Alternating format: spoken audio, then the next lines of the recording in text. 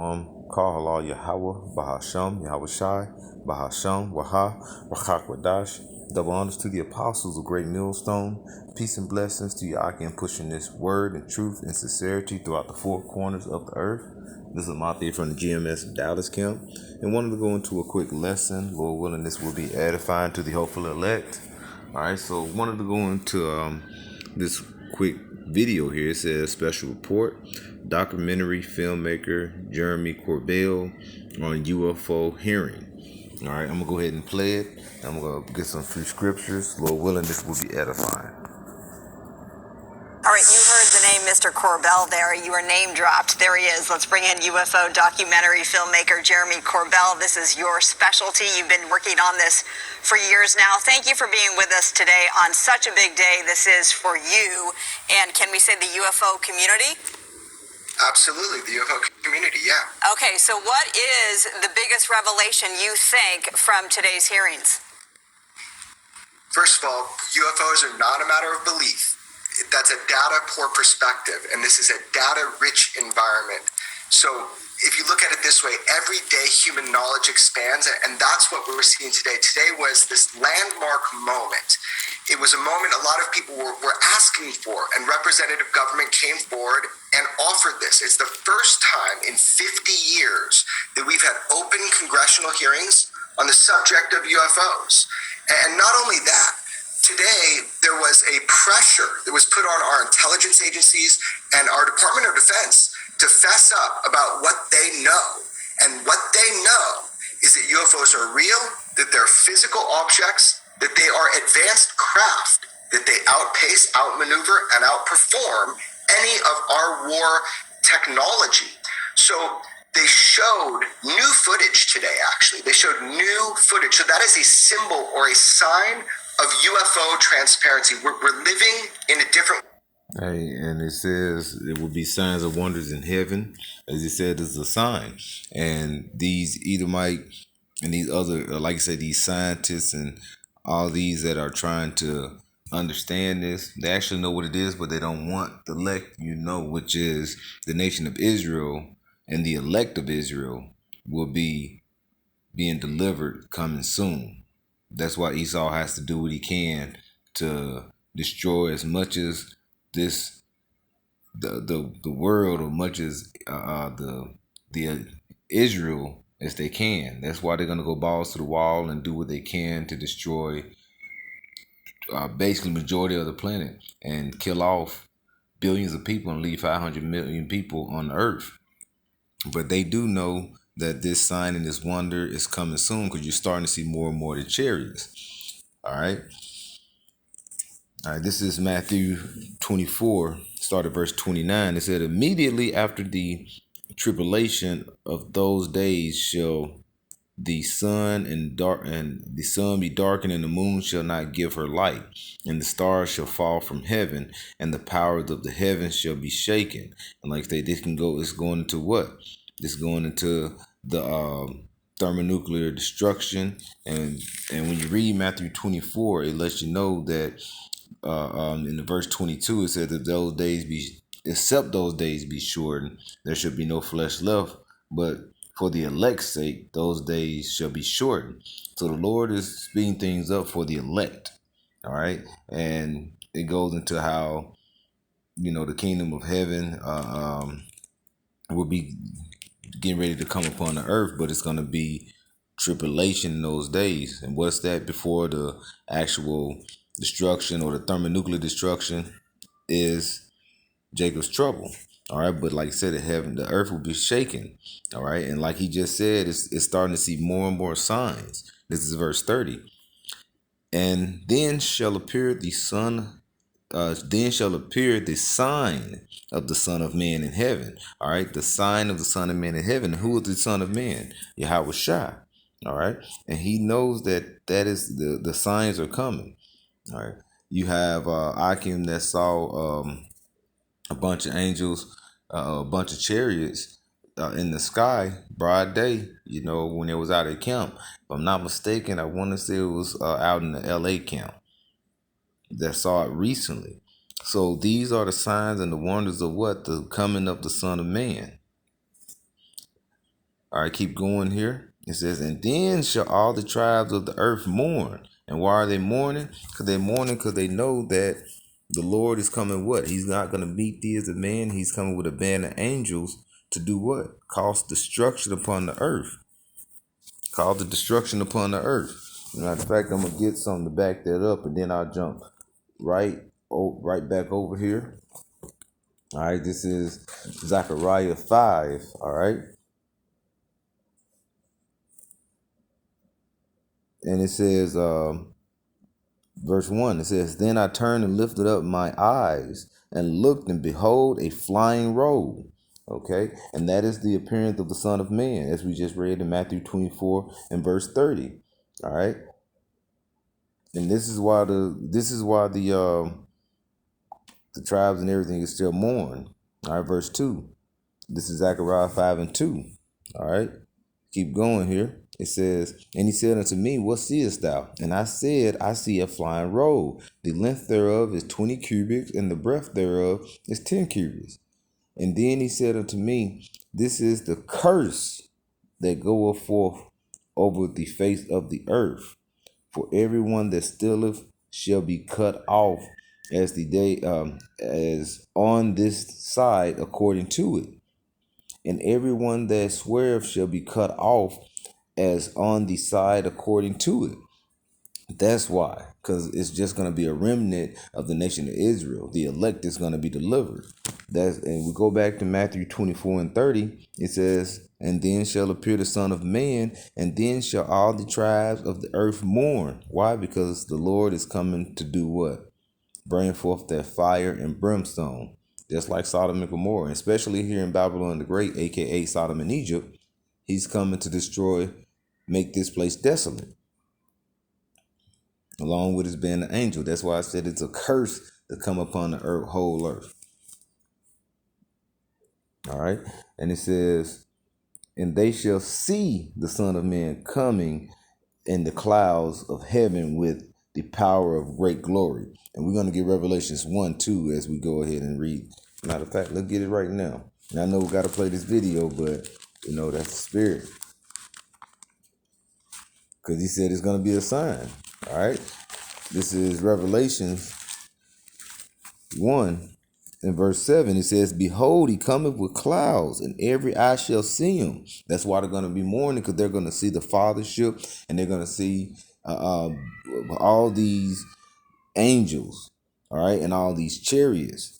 And it says, and they shall appear who pierced, and they shall also which pierced him, and all the kindreds of the earth shall wail. Okay, that's what it's going back to that mourning. They shall wail because of him.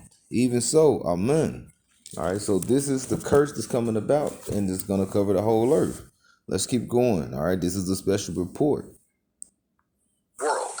We're now living in a world, your children are going to grow up, and the UFO mystery, the scientific community is going to look at this. Today showed that the American people want the truth, and that our representative government is fighting for us. They're going to bat. So there was, and they can't hide the truth, because all eyes shall see them, and there's more and more UFOs showing, especially here in Babylon the Great, aka America. You have seen more and more chariots within the last few years than have been seen ever. All right, and it's not going to be for years to come, because these days are going to be shortened, as we just mentioned in Matthew 24, around the 22nd verse. Open testimony, then there was behind the scenes classified testimony. Let's put up on the screen this. Today's testimony revealed some 400 unexplained incidents, 11 of them serious enough to be categorized as near misses, where military aircraft just barely bruised past UFOs without colliding. The Pentagon has not ruled out the possibility that these incidents could be connected to extraterrestrial life. That's quite something. Right, and so you mentioned, and it's really interesting, the closed testimony. So because this is a national security issue, because we have machines of unknown origin with extreme capability, we've ruled out that it's our black technology, our dark secret technology, and additionally, it's ruled out to a high degree that this is any other technological nation that we know of. So that is a national security issue. If we don't know who's operating these craft, who made them, where are they from, and then also what the intent is. So the closed door briefing, that's where the things that would be a problem for national security to speak about had to be done. However, I am highly hopeful that this is the beginning, this is the start. There will be, mark my words, there will be more open congressional briefings, and they will bring in people who directly engaged these UFOs for the United States military, possibly even fired upon them. Well, we're putting it up there on the screen. That's already know that these chariots, talking about they encountered them. Because the chariots be out there playing with these damn jets and things. You know what I'm saying? They can't keep up with them. All right? It was a video, you may can look it up on YouTube, where they were going to launch a missile and a chariot came through and they had to slow it down, but it still was moving so fast that it's passed through the top of that rocket and blew it up. All right. And then you have these jets and they can't keep up with them. They're moving so fast. All right. They know that it is, like it's called extraterrestrial, but Esau, the elites, they know who it is. That's why they're going in their underground bunkers. They're going in their space stations. They're doing what they can because they know they got to do what? Do what they can to knock off majority of the world, try to keep it to 500 million people so they can get off the nation of Israel. Because they trying to what? To change prophecy. They're doing what they can to change prophecy. All right? All right, so I want to get another one here. This is Job 22, verse 14. All right? It says, thick clouds are cut. You know what? I'm going to move up. Verse 12, Job 22 and 12. It's not Yahweh Yahushua in the height of the heavens, and behold, the height of the stars, how high they are. And thou sayest, how do Yahweh Yahushua know? Can he judge through the dark cloud? Yes, of course. And like I say, it's gonna be the moon is gonna be darkened. I mean, the sun gonna be darkened. The moon, the earth is gonna be shaken. The earth is gonna move to and forward like a drunkard. Verse 14: thick clouds are a covering to him that he seeth not, and he walketh in the circuit of heaven. All right, so these chairs that they're seeing and they trying to figure out, they're going all about what? The Shemayim, which is what? The skies, the heavens. All right. They're going all through the clouds, the circuits of heaven. All right. Hast thou marked the old way which wicked men have trodden, which were cut down out of time, whose foundation was overflown with a flood? And what's coming now? The second time. The first time the earth was decimated by the flood, and the second time is going to be by what? By fire, by way of thermonuclear destruction, what the Lord is working on the mind of men to do what? Set out, push those buttons for the thermonuclear missiles, and the chariots are just going to come back with that direct beam, with those direct flames. All right, those lasers. Let me get some for that as well. Let's go back to, I think that's in Zechariah. It says Zechariah, and it's going out, like we said, we read in verse 3, the curse to go about the earth. All right. It says, hold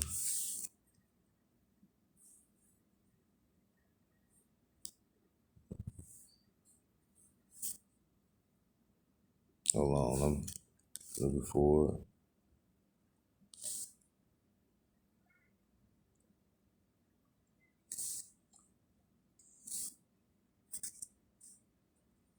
Lord shall come.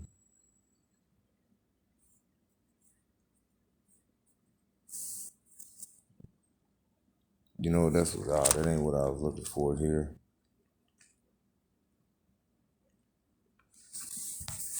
And this is the end. You know what? I'll find it. But you know what? This is back in Revelations 1, verse 8. I'm going to start at verse 7 again. It says, behold, he cometh with clouds, and every eye shall see him, and they also which pierced him, and all kindreds of the earth shall wail because of him. Even so am I am the Alpha and Omega, the beginning and the ending, saith Yahweh Shai.